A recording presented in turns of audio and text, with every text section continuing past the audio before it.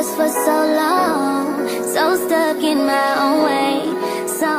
Hi guys, welcome back to my channel. It's your girl Kaylin and we are back with another video. Today's video is a nice little sit down. We are going to be talking about my life lately, okay? What it is that your girl has been doing, what I've been up to, kind of what the state of everything is right now, as far as motherhood, career, self-care, you know, my spiritual journey. We're just going to be talking about it all. I'm going to try to keep it short. I've been trying to do this video for a long time, but if you're up to date with my reading channel, if you're up to date with my budgeting and cash stuffing videos, then y'all already know why I have been hidden these past couple of months and not posting as much. So yeah, we're just gonna get right into everything. And don't forget to like, comment, subscribe. If you are new, welcome. I also wanted to do this video because I got a lot of new subscribers and a lot of people who haven't been here from the jump. So I'm just kind of reintroducing myself and, you know, where this channel is going to go moving forward, and kind of just a life update, y'all. Just a girl chat with you guys. So without further ado, let's get into it so that we're not here all day, because y'all know I like to talk. So number one, you know, life in general has been wild, okay? It has been wild. I never could have imagined like a year ago, I never could have imagined that my life would be like what it is today. Like when they say a year can change things, a year can change things. So I am pregnant, okay? Yay, yay, yay. For those of you that have been around know that I have had my journey of birth trauma and, you know, navigating that after having my daughter, and it really put me in a pretty bad place. It was a traumatic experience. So just backstory, you guys, if you're new, you could go back and watch videos previously before, but just to like make it brief, I had my daughter at 33 weeks due to HELLP syndrome. So it's like a form of severe preeclampsia where your body pretty much goes into like organ failure. For me, I was almost in liver failure. My blood was not clotting, so I was very prone to bleeding out, which is obviously not a good thing. My blood pressure was elevated from what it usually is. For me, my blood pressure was like 140s over 90s ish, and that's not normal for me. My blood pressure is usually like hundreds over 60s, hundreds over 70s. That's it. Like maybe even 90s over 70s, 90s over 60s. So that was alarming. Pregnancy was going fairly well. I was very swollen everywhere. Like I feel like my face, like what I was back then compared to what I am now at this state, my face looks amazing. My feet look amazing. With my daughter, I was literally already like a blowfish. My feet were swollen. I couldn't fit any of my shoes. So there was like little things, but the doctors just kind of waved it off as, oh, it's pregnancy, like you gain weight, blah, blah, blah, blah. Everything seems to be looking good, until it wasn't. And one day I woke up and I was nauseous. It took me a while, but then I ended up throwing up. My stomach was bothering me. I was having like right upper stomach pain that wouldn't go away. 2 days prior, I had headaches, and then like probably like a month before, I was noticing that I couldn't see as well, like far away. And I didn't know that vision problem right there was a sign of preeclampsia, and it might have been like gradually coming, but everyone just waved everything off as, oh, it's just normal pregnancy, like babies just jack you up, blah blah blah. But now that I'm looking back, I'm like, we had all these signs and didn't know. So my labs were always okay, like some of them were a little bit high, but again, no one was concerned. But that day when I woke up, I was home by myself, just me and the dog, and I ended up having a nail appointment that day, and I was just in so much pain. I could not get comfortable. I tried to lay down, that didn't work. So I was like, you know what, let me go get my nails done. I have my nail appointment and I didn't want to have to cancel it, so I went and got my nails done. It was the most painful experience of my life to sit there and get my nails done for an hour and a half and feel the way I was feeling. So I remember getting in the car, telling my husband like, I don't feel good. I called my mom, I was like, I don't feel good. Didn't even think I was gonna be able to drive home, but I got home. I called the doctors, told them what was going on or whatever, and they basically were just like, it was a nurse, she was like, well, everything sounds like it's just normal pregnancy symptoms. You can take this medication for like the nausea and all that, and if anything gets worse, like in 24 hours, give us a call back. So I order the medicine, and I ended up Instacarting it because I couldn't even fathom leaving the house again. It got here, I took it and immediately threw up again. Tried to lay down, I tried to go to sleep, but I was just like, something is not right. I do not feel good. Called my husband, he's at work, and I was like, you need to come home. We need to go to the hospital. Like, I'm not calling the doctor's office back. I'm not playing this game. For those of you who don't know, I'm a registered nurse, so I pretty much know like if something's off, like something else could be going on, and I was trusting how I felt in that instinct. So he ended up coming home. We like just get a little bit of stuff together and go to the hospital. Mind you, I have no hospital bag packed. I have nothing, absolutely nothing packed. Get there, they run tests or whatever, and the resident tries to send me home with like nausea medicine, and I'm like, no, I'm not going anywhere. I didn't know if I was dehydrated, what it was, I don't know, but I was like, I'm not going home. This pain is still here. Now I have a headache again. I'm not going home. Like, you're gonna watch me overnight or it's gonna be something, but I'm not going home. So they ended up drawing labs, and my labs came back absolutely ridiculous. My liver levels were through the roof. Like, me seeing these numbers, I was like, if I was looking at this and it was a patient, I'd be very, very much concerned.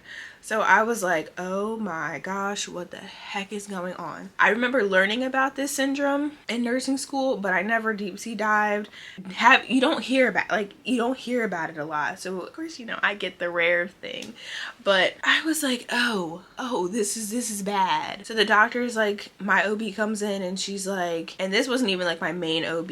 Now she is, because I only trust her, but she was like, yeah, no, this is not, looking good. We're gonna have to do ultrasound, see if the baby's head up, head down, whatever, because this baby is coming in like a week. Like, we're gonna have to get this baby out in a week. I was 33 weeks exactly. Usually they like to try to keep the babies in until 34 weeks if there's something going on. So that was the plan, and we were like, oh wow, okay, so the baby's coming next week. They were gonna have me stay at the hospital for the time being and wait and just be monitored and watched. They drew labs, repeat labs again, to check for how my blood was clotting and everything, and my platelets kept dropping. So I think when I first got there, it was like 50,000, and then it dropped to like 40, like low 40s. So they were like, oh snap, like, never mind, forget what we just said. This baby's coming in the next 30 minutes. So originally it was supposed to be like a normal C-section. Husband gets to go back with me, you know, just a regular C-section, and obviously emergent, but me being awake. My platelets kept dropping.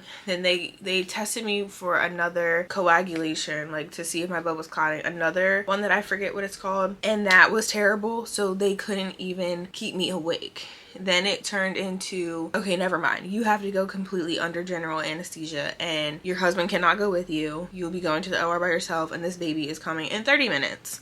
Had to sign all these papers, had to get more blood drawn, had to get all these things, and we're just sitting there like, I came in not to expect a baby tonight, like what? So lo and behold, that is like the whole story of what happened the first time. So as you can imagine, it was a very traumatic experience.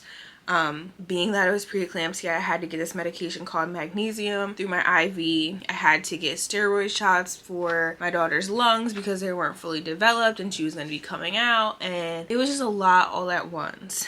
And me being a nurse, like, I kind of understand everything, but still, it being me was like, it was a lot. And then for my husband to not know what the heck is going on, and it's all moving so fast that I can't even really like explain it to him because I'm in shock, and like they can't explain it because there's not a lot of time. Like, everything was so like, we have to get this baby out now. So for HELLP syndrome, the only cure is getting the baby out and hoping that everything like returns to normal. So because I got magnesium after my daughter was born, I couldn't get out of bed. You can't get out of bed with after you get the magnesium. And so she was in the NICU. My husband went to go see her, and take pictures so he could show me, but I didn't end up meeting her until 27 hours after she was born. So whole nother issue of like being traumatized, because not only did all this happen, I didn't even get to meet my child the day she was born. So it's just like, wow, this is not how I expected any of it to go. So I probably will elaborate more, like separate videos of like the whole situation and everything, because it's a lot. And like I've dealt with like healing for a year and a half, 2 years. So it's definitely been a lot, but I know that my experience could probably help someone out who may be going through the same thing, or know someone going through the same thing, like, and be able to be there and support them. Because one of the main things during my postpartum experience was just the lack of support and understanding that I didn't have, because it's such a rare experience that people just don't get it, that it did not happen to, and they can't understand. Like when your baby comes early, people say things like, oh, she just wanted to meet you, or they just this or that. Like, no, something was wrong with my body that could not keep her in, and that's why she's here, not because she wanted to meet me. Like, it's little comments and stuff were really hard in the beginning because it just felt very insensitive, but people just don't think about those kind of things because they don't know how it is to experience something like that. But it was serious. It was life or death. And then we had to sit there and watch our child in the NICU, hooked up to everything, have, you know, setbacks and everything in the hospital. And that's how we were introduced to parenthood. Like, we did not get the experience that, you know, some people get of having your child, being able to bond with them right away, being able to hold them, being able to do all this kind of stuff. We did not get that. We did not get to go home. We stayed in the hospital the entire month that she was in the NICU. We stayed in the hospital and slept in the room on a recliner in a little day bed. Like, you can't make this up. No one will fully understand if you did not have to do that, or you did not have to deal with it. Like, if that didn't happen to you, you can't understand fully. So my whole journey of the 1.5 to 2 years of healing has been like connecting with other women who have gone through the same thing, starting therapy.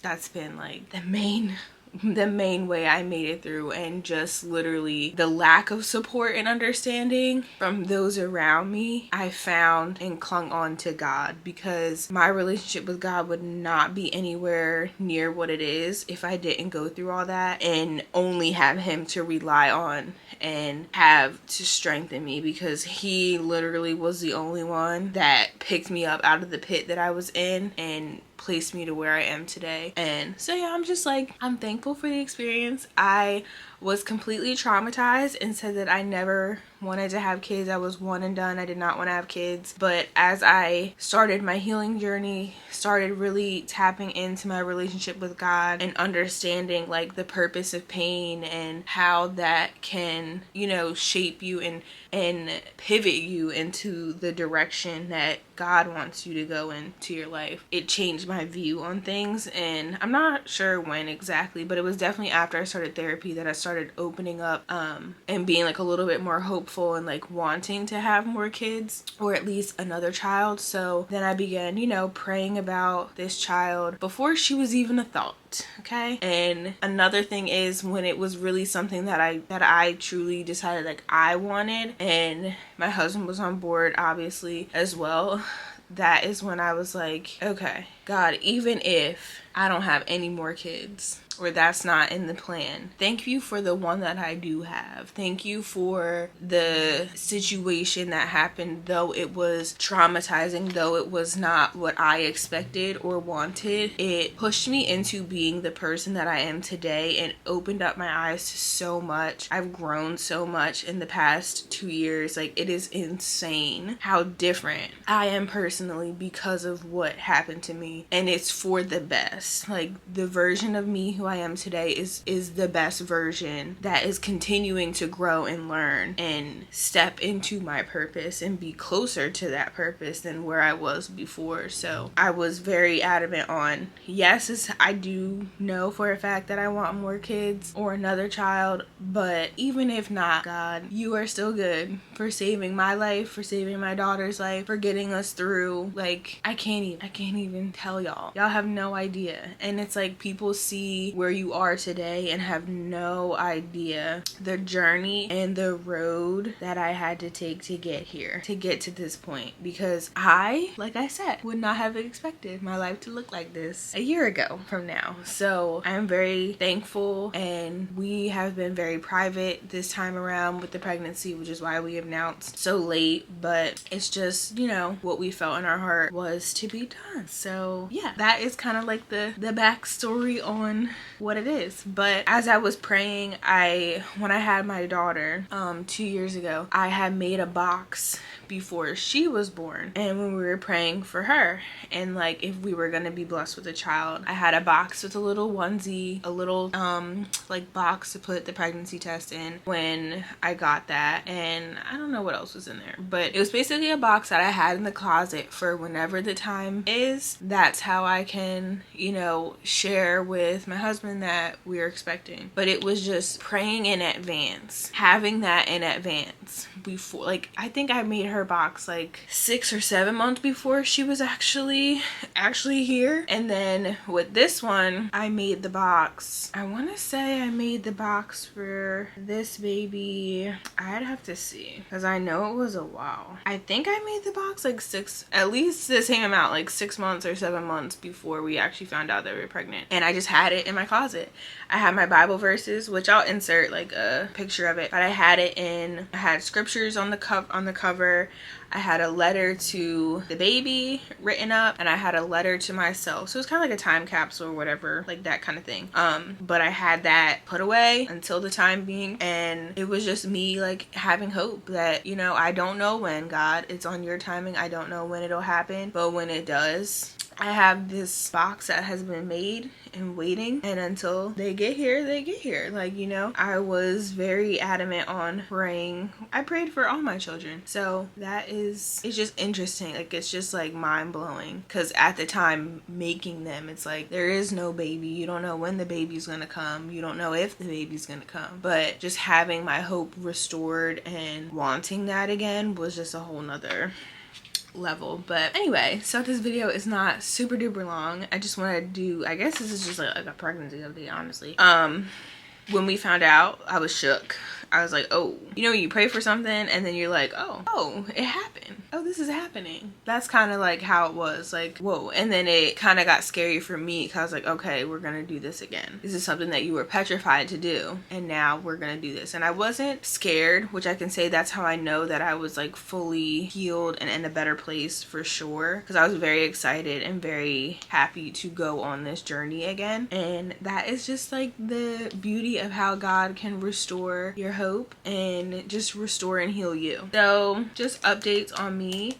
I'm currently 31 weeks pregnant. I am feeling good, but feeling tired all the time, which is why the videos have been so behind. But, you know, I'm just taking care of myself, especially being high risk. It's just, I have to listen to my body, and I have to rest when it needs to rest and not overdo it. But other than that, the pregnancy has been going well. I've been monitored very, very closely, and it is only getting more and more towards the end. Usually you go to the doctors anyway a lot more frequently towards the end, but I am going a lot.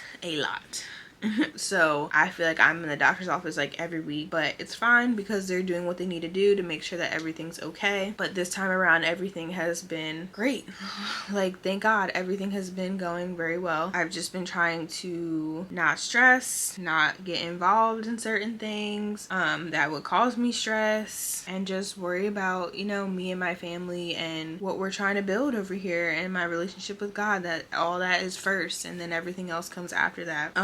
Still obviously navigating the healing. I'm definitely through the tough parts, but I think it's something that you always will have to work through. Like anything traumatic, trauma rewires our brains, literally, and just learning how to navigate things. And I know, like, as I get closer to the birth of the baby, that might bring up some more things, like when we're in the hospital and all this kind of stuff. So there's a lot of things that I have still to face in the future that I hope I can share with you guys and just keep you guys updated on what's going on as far as that. But yeah, I just been one day at a time, praying, trusting God no matter what. That's all I can do is trust in Him. He knows the future, He knows what He has planned, and I just have to trust in that and trust in Him. Current plans, so we have lots to do around the house. I'm currently in my office, which is going to be half of my office and reading room and half of the nursery. So we have the dresser up, the crib up, and I'm just going to be spending the next few weeks getting all the stuff ready. We've been washing the clothes already, and yeah, so those will be future videos to come, like nursery tours, all that kind of stuff, all that good fun baby stuff. And then that's pretty much it. My hospital bag is packed this time. I think I finished packing it like 2 weeks ago, so that's packed and ready, sitting in the closet waiting for when it's needed, which is good, so at least we're not blindsided if we ever have to just rip and run. So this time I've been much more prepared, and then I've just been thinking about like how I want, you know, like my birth plan, like what it is that I want for that, and hopefully it will go in a way that I want it to, or like a way that is healing, so if that makes sense. So that's pretty much all I have to update.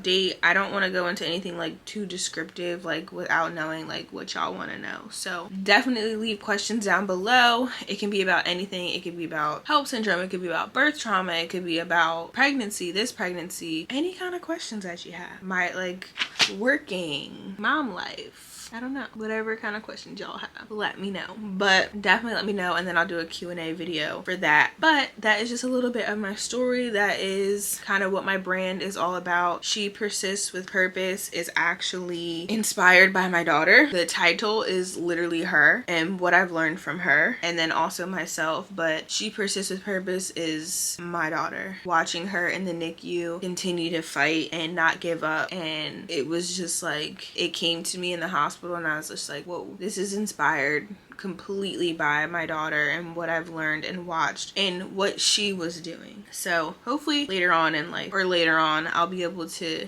explain that, the background of my ministry a little bit more, as far as when it comes to like the NICU story, which if you guys want a NICU story, I can do that as well. I don't think I ever did that. I did a vlog, but I never talked about it like in depth how that was. So if you have any questions about like the NICU experience, let me know as well. But yeah, I'm not gonna keep chatting because the video is gonna be like an hour long if I keep chatting. So thank you guys for watching. I hope that you enjoyed this little life update. Life lately, your girl's pregnant and another baby is on the way shortly. We are at least 2 months away, so just keep me in your prayers. I will keep y'all in my prayers. If you have any prayer requests, leave them down below, and yeah, I will see you guys in the next one. Bye.